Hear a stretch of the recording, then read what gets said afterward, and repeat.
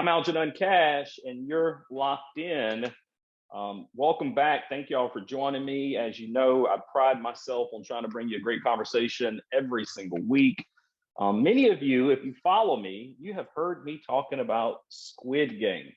And I want to say before I get into the show, if you say Squid Games instead of Squid Game, you should be eliminated immediately. Okay, so it's Squid Game, no plural on the games.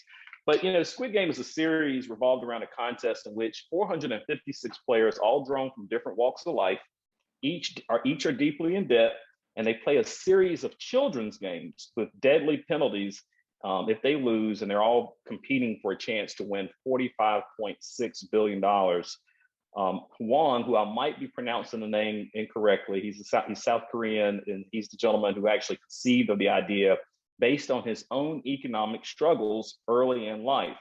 And though he had actually written the production in 2009, he was unable to find a production company to fund the idea until Netflix took an interest around 2019 as a part of their drive to expand their foreign programming offerings. Hwang wrote and directed all 9 episodes himself. Squid Game received critical acclaim and attracted international attention. Within a week of its release, it became one of Netflix's most watched programs in several regional markets at launch, and it attracted more than 111 million viewers, surpassing Bridgerton as the network's most watched series to date. Netflix recently shared this week the hit TV show is now worth almost $900 million in impact value. And I will just say from a personal perspective, when I first heard about it, I had a young lady friend of mine, she told me about Squid Game, said everybody was talking about it. I said, I have no idea what this is. And I tried to watch it. I'd be honest with you, I tried at least 5 or 6 times to watch it. I might have got 10, 15 minutes into the first episode. I either fell asleep or turned it off because I just didn't understand what was going on. But the power of social media kicked in. And I just couldn't go to Twitter or Facebook without anyone talking about Squid Game. And so finally, I pushed myself to get through that first episode, and I was addicted ever since. And if you have not seen it, you need to go check it out. It is really, really great TV. I really enjoyed it. And so last week, I was hanging out with Jeremy Skidmore, who is the artistic director for Ronald Leap Productions in Asheville, North Carolina. You may have heard me talk about them. They recently just made a series called Making North Carolina. They were so kind to feature me in one of those parts. It's a 6-part series. And they were so kind to actually tell my story. I had a chance to meet Jeremy and his partner, Patrick Osteen. I was down in Asheboro last week and having lunch with Jeremy and Patrick. I'm there for a completely different reason. And of course, what comes up? Squid Game. And so we spent probably half the lunch talking about Squid Game.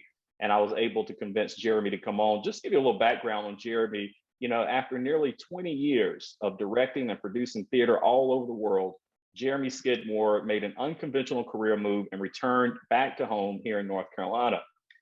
Jeremy has had an impressive career that includes serving as artistic director of Theater Alliance in Washington, D.C., and at the Malibu Playhouse in California, artistic producer of the Source Festival in D.C., co-founder and president of the Capital Talent Agency in D.C., and as co-founder and associate artistic director of the Worldwide Art Collective in Taiwan. And then in 2017, Jeremy collaborated with Tom Osteen to co-found Ronald Leap Productions in Asheboro. Jeremy, you've been all around the world, man. Let's start with the big question. What brought you back to Asheboro? The short answer is a girl. It always does. I'd started dating someone I'd known since high school. I was living in LA at that point. She was living in New York. But we were both from North Carolina. I didn't want to move to New York. She didn't want to move to LA. So we were like, what about North Carolina? I was like, I couldn't possibly move back to, that's a really good idea. Let's do that. So we did, and no longer with the girl, but definitely the best move I ever made. So it's just really nice to be home.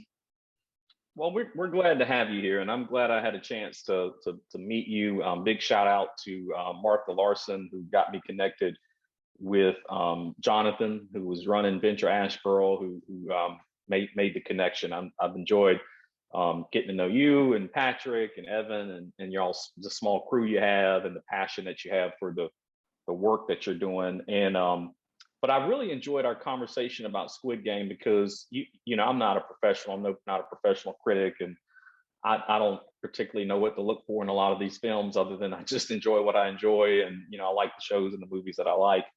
But it was interesting listening to you and Patrick talk about it because you all, you know, you could tell you were going a little bit more in depth into the style of the writing and the acting and so many things that I wouldn't have thought about. And so I just thought my audience would enjoy a little conversation about Squid Game and some of the games they play in there, and just get your thoughts about it. And I guess to just kick in, you know, for some of my audience that have seen Squid Game, they'll know exactly what we're talking about. For those who haven't seen, it's going to sound a little foreign. But the first game they play is red light, green light. You know, really innocent child game. You know, we all played it growing up. I freeze tag, hide and seek, red light, green light, you named it. But no one died at the end. And so at the end of red light, green light, if this machine sees you still moving after the red light goes off, you will be eliminated or you will be killed. But you know, Jeremy, also in the movie, this was the first time that the players really understood that the game they were playing was a deadly game. I think leading up to it, it felt like it was just a game. And when they said you would be eliminated, that typically meant, you know, you just be kicked out of the game, you go back home. They didn't really realize anyone would die.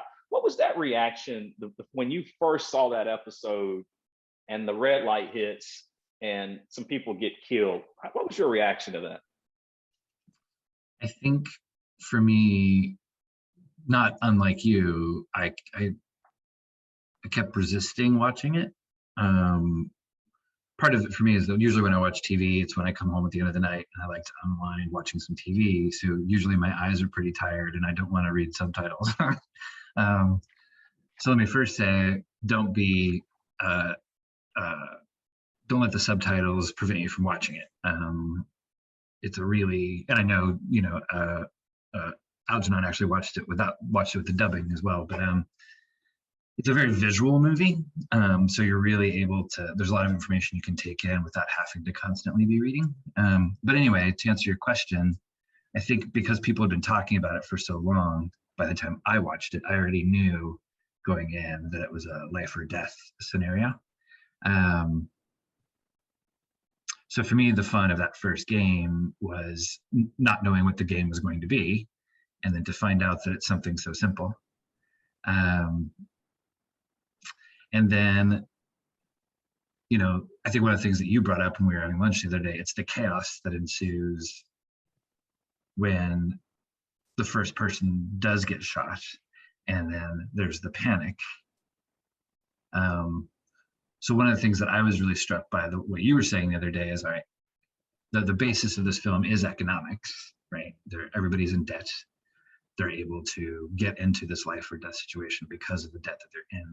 So what are the business lessons of each game? And one of the things that you pointed out with the first one is the people who didn't pay attention to what everybody else was doing and kept the focus on themselves and their own journey and what was right in front of them are the ones who didn't panic. So it's that classic, like, you know, lemming situation. Like as soon as one person starts running, everybody starts running, which means everybody starts getting shot.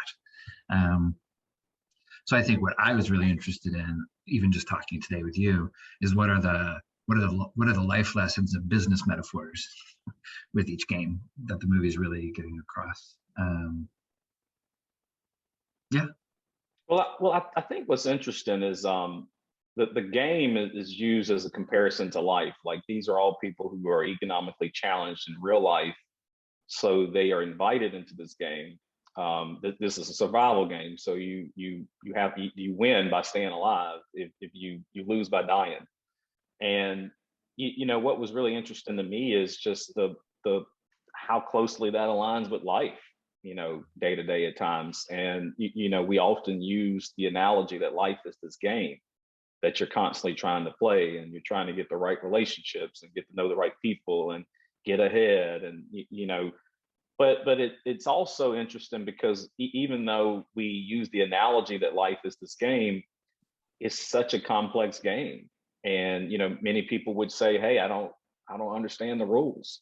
I don't understand how to get ahead. I don't know what to do. It's like, if I do this, then that doesn't work. But then I see someone else do something different and it works for them. It's just so confusing to a lot of people. But then they get placed into this game that's like this childhood game that all of us know, that's very clear, very specific, to the point.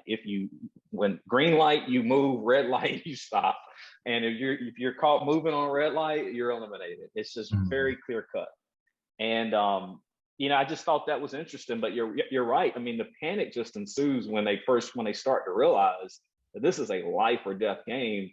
And then once that panic sets in and everybody just sort of loses their own senses, they just start following everybody. And to me, that's a lot of what real life is. Sometimes in real life, you're in positions where things are very unexpected.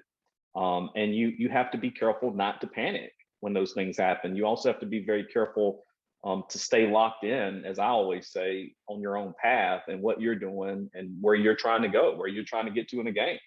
And in this situation in Squid Game, actually watching what a friend was doing or watching what another person was doing could get you killed. But also I like the moment too. Ollie, that the first game is when we get introduced to Ollie, and he saves the what's the main character's name? I'm not going to remember everybody's names. Yeah, but so he saves the main characters. They're playing red light, green light. The red light is called. He's getting ready to drop to the ground, which that means he would have been caught moving. He would have gotten killed. And Ollie sort of reaches out and grabs him and saves him. And then we start learning a lot more about Ollie in later episodes, just about who he is and his character and where his heart is. But I also, there's a life lesson there too. I mean, sometimes if you're surrounded by the right person, if you got the right people around you and you trip and you fall, they may be able to support and save you. And that was sort of a takeaway for me. Yeah. I think the other thing too that's interesting is, we all like to believe that if you're walking down the street and somebody's standing in the middle of the road and there are cars coming, that our instinctual reaction would be to jump and knock the person out of the way of the car. But would we? Like, would we? And so here you have this guy, Ali, who's making a decision to save somebody, risking his own life to save somebody that he doesn't even know. And so when I see things like that, and this game definitely brings this up, it's like, all right, if you had that moment to do over again, would you make the same choice? Or would you have let that person get eliminated, let that person get killed? Because there is Jihan. Is the main character. That's the guy I was trying to think of what his name was. Yeah, Jihan is the main character. And if you watching that first episode, I encourage my audience to get into the first episode. To me, is the hardest, because you really don't understand what's going on. And even in my opinion, Jihan in that first episode is not like this really engaging character either. Like it's just sort of, it's just all over the place. And you're just like, what in the world's going on? You really don't start to really engage with him and feel like you're getting to know him until maybe after that first game, but even more so as you get into the second game, which is when they're trying to get the shape out of the honeycomb. Right. Yeah. I think that one of the things that everybody's responding to with Korean drama right now is that it is so theatrical and it's very visually stunning. To me, those are kind of go hand in hand. So the style of Korean filmmaking right now is something that feels like you could almost see it on stage or see it live. So they're very saturate with lighting. They're very bold with colors. They're not trying to necessarily create something that's realistic. So part of the challenge of the first episode is you're adjusting to the style, you're adjusting to the tone, and then the person that's clearly set up as the main character at first isn't very likable, right? So you're like, wait, I don't even like the main character. Like, why am I watching this? But it is worth taking the time, and this certainly isn't the only show that's taken me a while to get into, but it's very gratifying once you do, and it's definitely it'll give you back more than you put in. So if you have a hard time getting through the first episode, promise yourself to watch the first two. How shocked were you that player 001, which is what a lot of people refer to as the old man? Mhm. How shocked were you that he won the first game? He was the first person to cross over. I think that, and we're obviously going to prevent as many spoilers as we can. But I think for me, I almost oversimplify. Well, I didn't know. I definitely oversimplified who this man was, because as soon as you meet him, you learn that he's dying of a brain tumor, right? So it's so easy to then go, all right, well, this person's got nothing to lose. So fear is out the window. And so for me, with him winning the first game, I chalked it up to that. Like, when that adrenaline hit, he wasn't affected by it in the same way. And he's clearly also presented as a loner. So he, from the very beginning, was not at all affected or impacted by what anybody else was doing.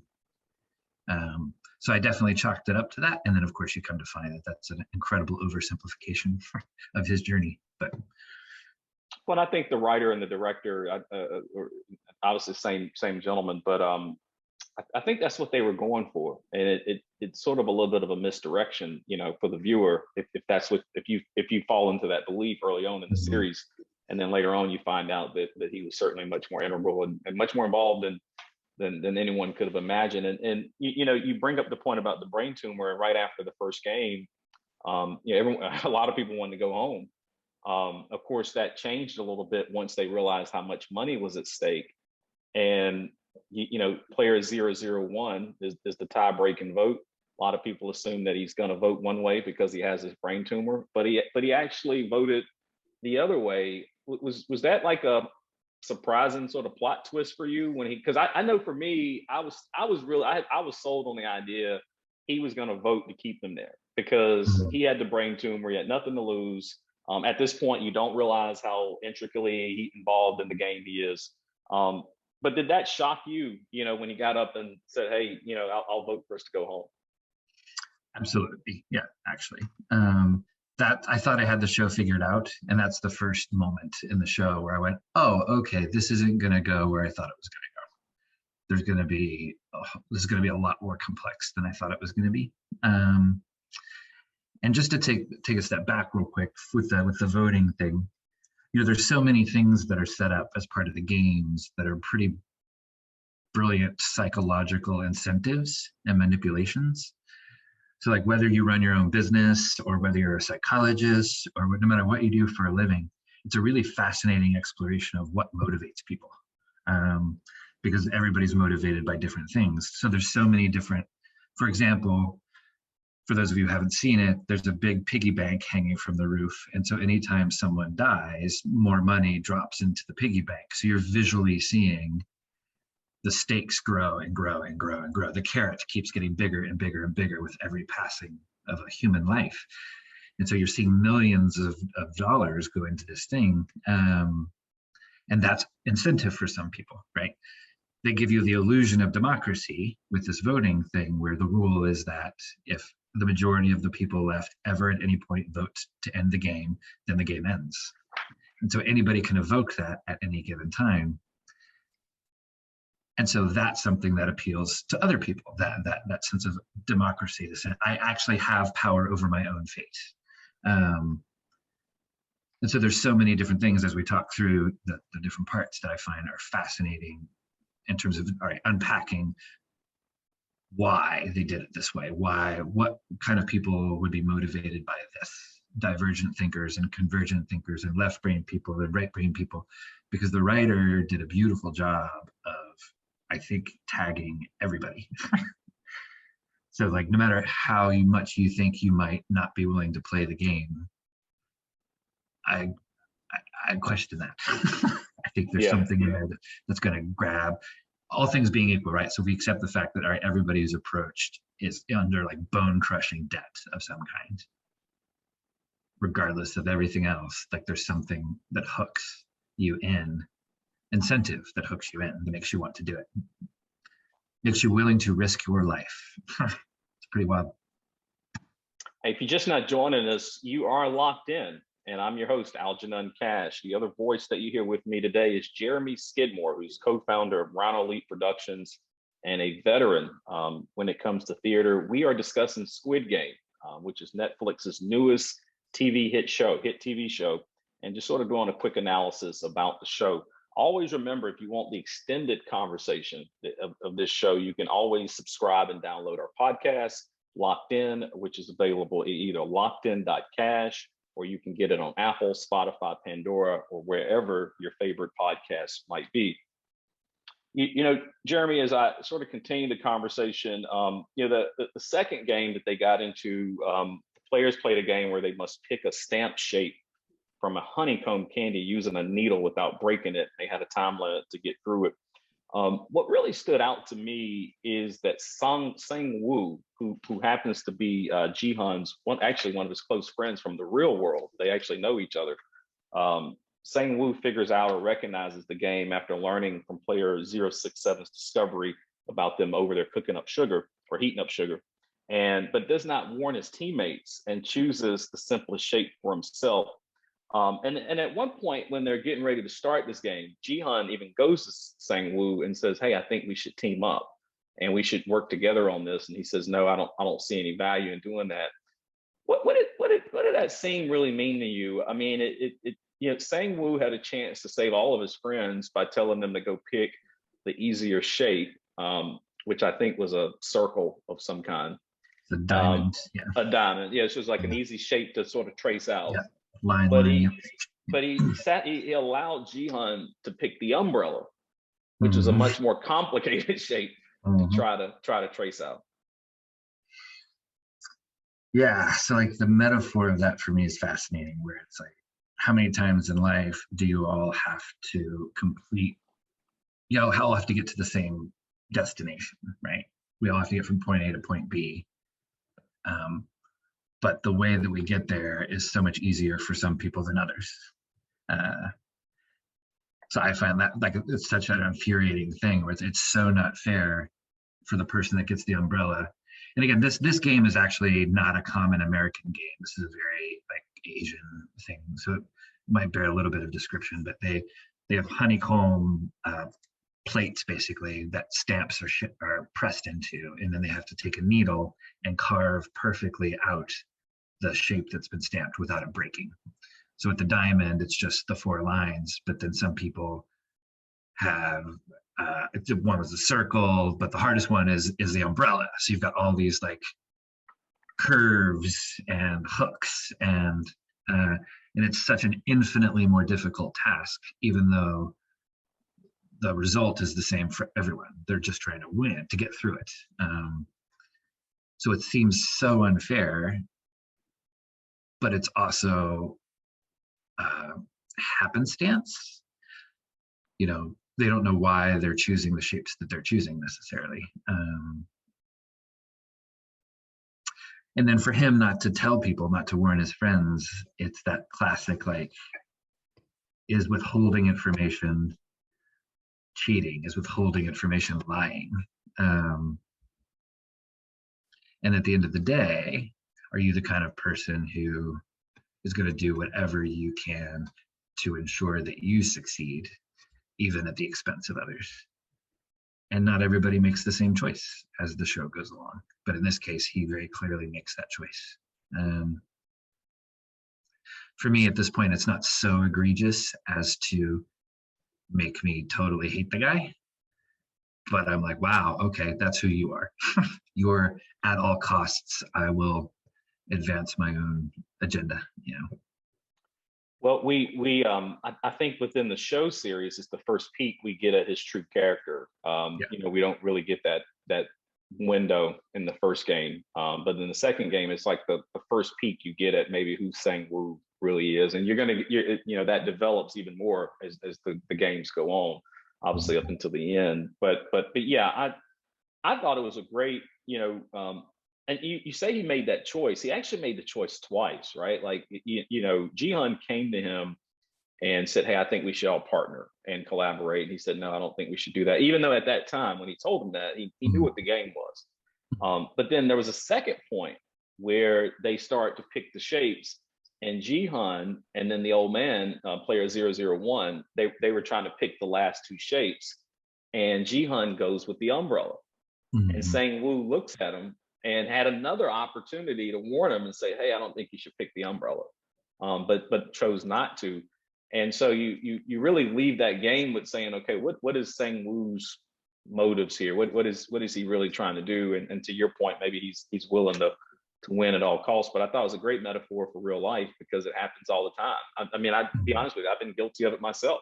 I've been guilty of being in a position, whether it be for business or I'm doing a real estate deal or whatever I'm trying to do, but it's a competitive moment where I know something the other group or the other party may not know. I know some piece of information, some piece of data that's going to allow me to get an edge before everyone else. And I've retained it.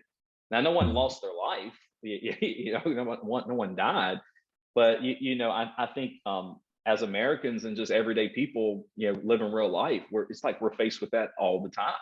And you have to make that decision. Do you support and be a good person, or do you are you willing to do anything just to get ahead? So I thought that game really brought that into question, and it was pretty interesting.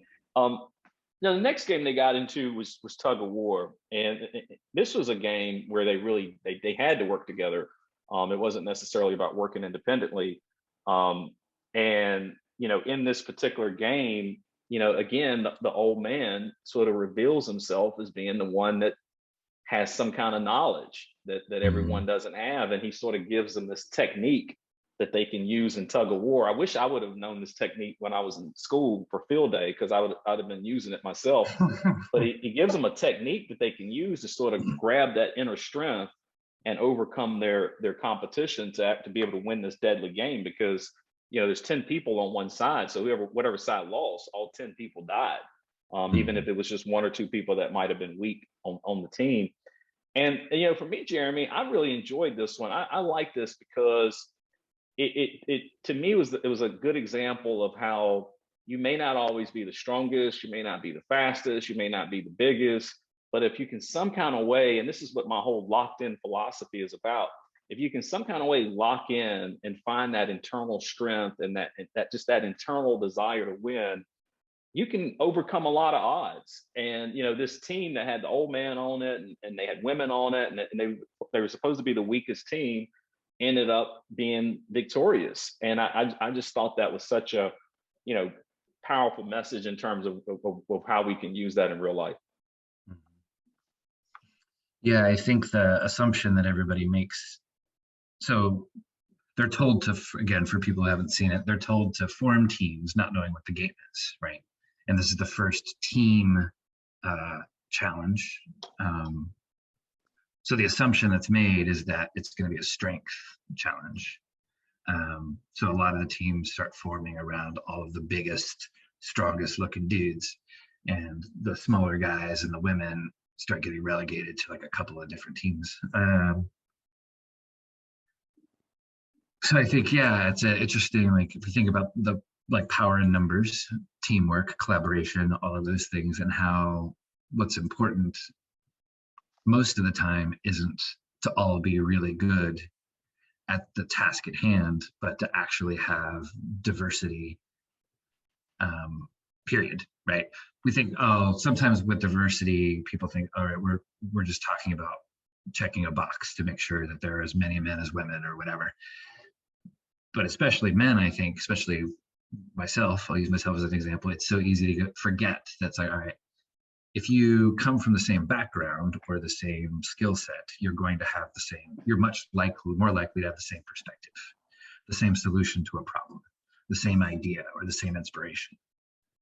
So the power of diversity isn't just so much gender, ethnicity, parity, as much as it is, the more people you have from many different backgrounds, you're going to have a greater number of choices to solve the problem, to meet the challenge. And that was proved true in this instance as well. And I think that's the thing for me. I know that I have to remind myself a lot, the most, because my joke with people, like as a director, for example, if I'm directing a play or working on a television commercial or a documentary, like if I'm the director in the room, I don't know what it's like to not be in a room that I'm not in, right? The temperature of the room is always the same no matter where I am. And so it's really easy to forget that people have different perspectives, often surely because they come from a different background, have had a different set of experiences. But we tend to surround ourselves with people who think like us, which I think is another interesting thing with Squid Game, is that we think about all of these bone-crushingly in-debt candidates, competitors. They're from every walk of life, as far as some of them were rich, some of them were wealthy, some of them were poor, some of, so there's a tremendous amount of diversity. They're not all people who've been lower class their whole lives, have been struggling their whole lives. Some of them have already fallen from great heights even before they start the game. Yeah, even Sang-woo, I mean, he was college educated. I think attended one of the higher universities there, right. And found himself deeply in debt just from some bad decisions. We see that in real life all the time. People that are highly educated, master degrees and so forth, then all of a sudden find themselves in a compromising position for one reason, or another. And I think that the game sort of highlights that, with the 456 players that they invite to the island. For the fourth game, players are told to pair up, but discover that instead of working as a team, they will have to play against their partner in marble games of their choice. Whoever gets all their partner's marbles within 30 minutes will win and survive. And they don't know this going out. So here again, Sang-woo, thinking that, because he wants the strongest partner, he picks Ali, and Ali is sort of depicted as the person in the show with the strongest physical strength. He's a very strong individual. Sang-woo picks him, only to find out that they were actually going to be competing against one another. Same thing with Jihan. Jihan actually picks the old man because no one would pick the old man. Because they didn't want to play with him, because they thought having him as a partner would be a disadvantage. And so Jihan goes with the old man, which by this time in the series, Jihan and the old man have really developed a close relationship, and even have called each other gangaboos, or so. You have to see it to get the proper pronunciation. But they're really close friends. Jeremy, this was an emotional episode for me. Without totally giving it away, but we see the conflict between Ali and Sang-woo. In a way, Sang-woo sort of tricks Ali out of his marbles, and so Ali gets eliminated. Then we see the interaction between Jihan and player 001, where it almost seems like player 001 is having a dementia type break. And in the beginning, Jihan is very sympathetic to it, but then as it goes on and we're getting to the end of the game, and he could possibly be eliminated himself, he starts to get a little anxious, and even to some degree, you could argue, tries to fool the old man out of his marbles. And so to me, it was a really emotional kind of episode where you saw people that have been developing close relationships really consciously sort of turn in on one another. Yeah.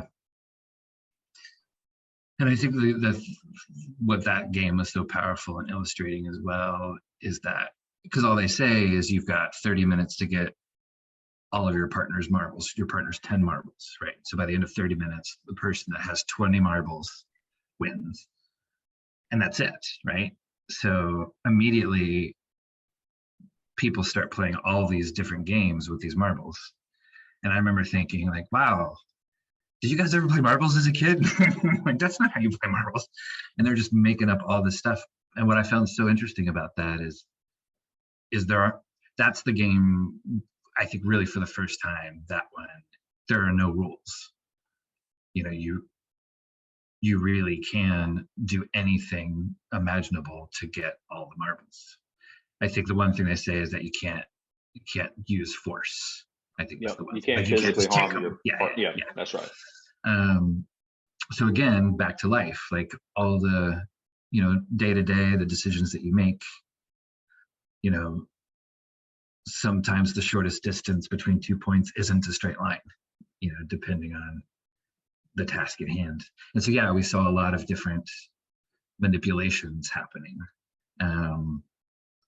and selfless acts happening. But I was very struck by how open the parameters were. It felt very much like life. It's like, all right, today your job is to land this contract with this client. Nobody's going to tell you how to do that. Go.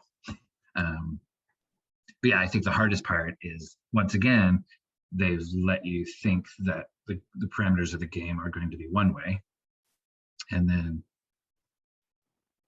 turn it in on each other. So like, if you're the person creating the games, you're like, all right, how interesting would it be to create a game where the strongest individuals gravitate towards each other, only to then reveal that they're actually now in head-to-head competition. So it really starts, I think, for the viewer and for the people competing, for sure. But I think for the viewer, it really starts to push, each game pushes different buttons in you. And I think, yeah, this is the most emotional one because it was the most intimate, and every single character ended up making very hard decisions. Yeah. Because even with Ali, like, his decision to trust, like, he didn't trust, but finally was like, okay, I believe you, I trust you, only to have been right the whole time and shouldn't have ever trusted his partner. Yeah, and you talk about selfless acts like Say Bayuk, if I've got that name right, in player 240, which is Ji Yeong. They spend the time, the 30 minutes, just sharing life stories, and then player 240 actually, for the most part, just throws away her marbles, so that Say Bayuk could actually live and move forward. So you did see a little bit of that, but then you did see some manipulation. And I like the point that you made, though, in terms of business, and how sometimes we're asked to, go out and you win this deal, or you got to, win the contract or whatever. And you're right. I mean, you're a lot of times there are no, quote unquote rules per se, and you're doing a lot of things. And similarly, how it worked in the game, where these people sort of went off into an area by themselves to have this negotiation and this conversation. So you didn't really know exactly, how the other person might be manipulated. And I think that happens in real life a lot of times. People, they see the prize and they see the opportunity to win, and they're willing to manipulate, whether it be their friends or strangers, to try to once again get ahead and get closer to the particular goal they're trying to get to. And I think that game, really brought it out. And then in the last game, and last point we'll make, in the fifth game, the players have 16 minutes to cross a high bridge with pairs of panels, each made of either tempered or regular glass, the latter of which cannot support their weight. Most players at the front of the line fall to their deaths as the panels are tested. And then obviously we do see a handful of the players that do make it across that bridge. And again, going back to life, life works that way a lot of times. There's so many things that might be somewhat unproven or untested. And there are people that go before you to sort of lay that groundwork or create that pathway. They may not always really truly be able to benefit from it. And it's the people who come in behind them are the ones who actually get across the bridge. And, I talk a lot about Black empowerment. And I think nowhere more true is with the civil rights struggle that we've seen over so many decades. And, people like me who have an opportunity to do a lot of what I have an opportunity to do these days are basically standing on the shoulders of all these people who, in a sense, died before me to get us across this bridge. And that's one example, but I think we could use that example in multiple places across life. And then we also, again, start to see some panic in this situation, right? Like, people, if you're not moving fast enough, you may have gotten pushed, or you might have gotten thrown off the bridge. And again, I see that happen so often in life, that if you're not moving at the pace that others want you to move at, that they may be willing to throw you overboard, so that they can go ahead and continue to make progress. Yeah. Yeah, so I guess, again, for people who haven't watched the show, this game was kind of, loosely based off of hopscotch, right, in terms of the layout and the structure. except it's hopscotch to the death, right? um, this one for me was the hardest one to watch because so much of it had to do, not so much, all of it had to do with precedent. It all had to do with who goes first. So it's this idea that there's actually no way. I mean, statistically, like actually one of the guys does the math in his head. It's like, I have like a 34,000 to 1 chance of making it the rest of the way without dying. So statistically, if you're one of the first few people to go, for all intents and purposes, there's no way you're going to make it. So I think the way that you put it is wonderful and elegant, which is this idea that for anyone to succeed, there has to have been so many people who have come before you and found the traps and found the valleys and built the bridges. And that's true probably with just about everything. Sometimes I just sit around going, who invented bread? Who was the first person that created the science behind bread or found the science behind bread? Flip side for me, what was frustrating about the last game is how much of it again was luck. Like if you happened, because they let the people pick which order they were going to be in, and the people who chose to go last, great for them. Well, possibly. I mean, you also could have ran out of time, by being Right. the last person. If you waited too long, and again, that's how life is to some degree. If you wait too long for someone to do it for you, you still don't make it. If you don't wait long enough to figure out what's going on and what the pathway is, you don't make it. And so there is this real Goldilocks zone that you got to sort of fall in where it's just right, for you to be able to do it. And I think though, so many people need to be reminded day to day that, whatever your profession is, whatever you do, whether you work in theater or you work in business or you're a community activist or elected official, whatever your role is, you're only in that role because of so many people that traveled before you. And I think we could always be reminded that. The other thing that struck me about this episode is that you find out towards the end of the episode that there's actually a gentleman in the group who used to work on glass and actually has the ability to tell the difference between tempered and real glass. But again, sometimes when we are faced with obstacles in life, we don't slow down long enough to figure out, well, who amongst us might be the expert?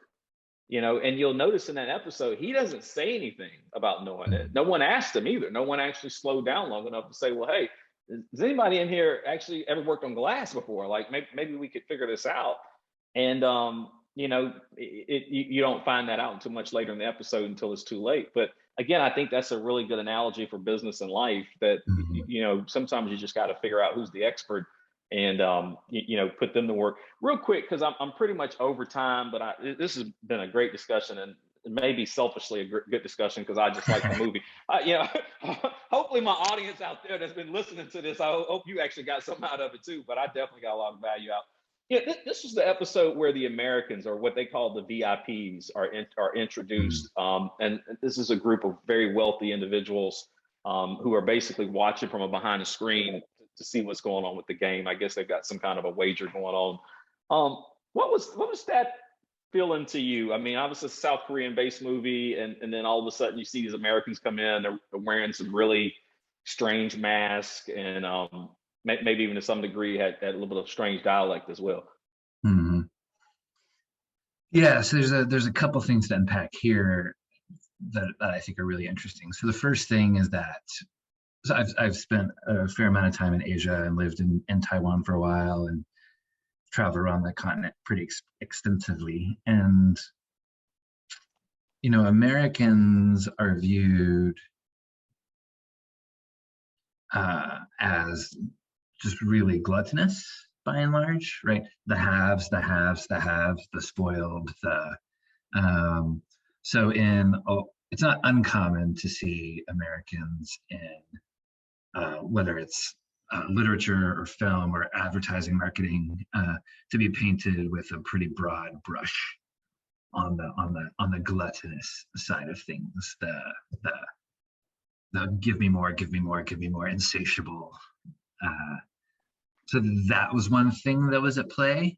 For me, the only thing, and I totally get that and I understand that. What I found interesting was that the movie, even though the stakes are super high and almost beyond belief, the style of the piece is actually incredibly realistic. So the performances are very real, very grounded. There's maybe a couple of characters out of all of them that I felt were a little cartoony, but by and large, it's a super realistic, hyper, uh, like grounded film. And then the Americans show up, and they almost felt like cartoons, which of course is a style choice. But what I also found very interesting was how, when you're writing in one language and then it gets translated into another, it's very easy for things to get lost in translation, and no matter how good of a translator you have working on the project, right? So like, if you love William Shakespeare, somebody like Pablo Neruda is heavily lauded for being an extraordinary translator of taking Shakespeare's English and putting it into Spanish. That most people say most other Spanish translations of Shakespeare pale in comparison because so much is lost. So with this, if you're watching the subtitles of the Korean, one of the things that you'll notice is that the subtitles are actually very basic, almost like third grade vocabulary level, very repetitive. And you can only help but wonder and assume fairly, I think, that the dialogue that's actually being spoken in Korean is actually much more complex. So what's also then interesting is that when the Americans show up and they're actually speaking in English for the first time, it's very jarring. But the dialogue is very basic.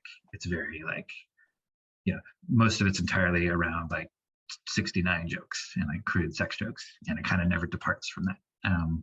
So it's also interesting that you've got a difference in language complexity between the English speaking quote unquote American VIPs and then every other character in the movie.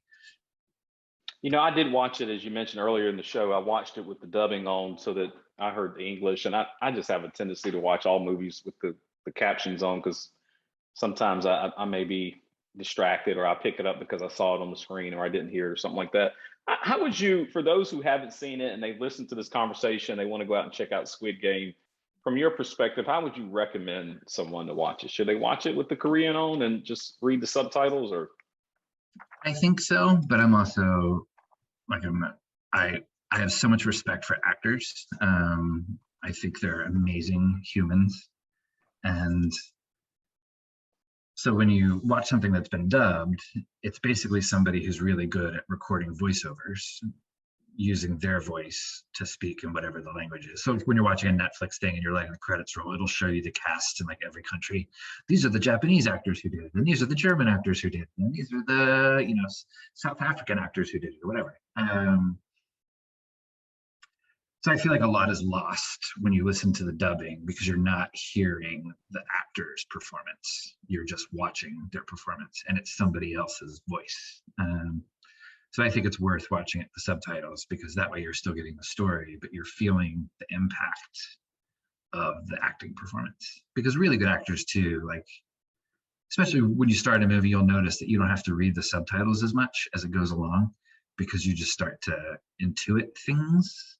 You don't have to be as glued to every single word as you might have been when you first started watching. And that's a pretty common process with anything. I think anytime somebody starts watching a movie or a play, kind of the rule is it takes like 15 minutes for you to adjust to whatever the style is, or if it's really heightened language, to adjust to the language. But after a while, you kind of get, you absorb it all, and it becomes much clearer and a lot less work. So I would recommend watching it with subtitles and without the dubbing.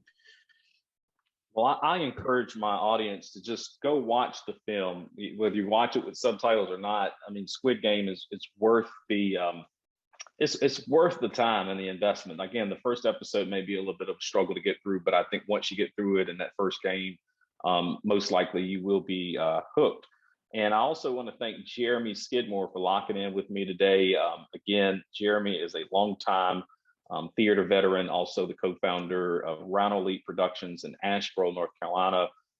They have just released their Making North Carolina series, and I'm so honored again that they were they selected me to be in one of those episodes. And we're actually going to have a private screening of Making North Carolina. That's going to be in downtown Lexington on Monday, November 15th at 5:30.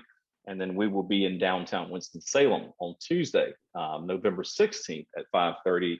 And I believe at the one in Winston-Salem, if you would like to meet Jeremy and just introduce yourself, get to know him a little more, he will be at the screening at the one in Winston-Salem. And I encourage you all to come out and check us out. And then also, I'm working with these guys through our Black Empowerment Network.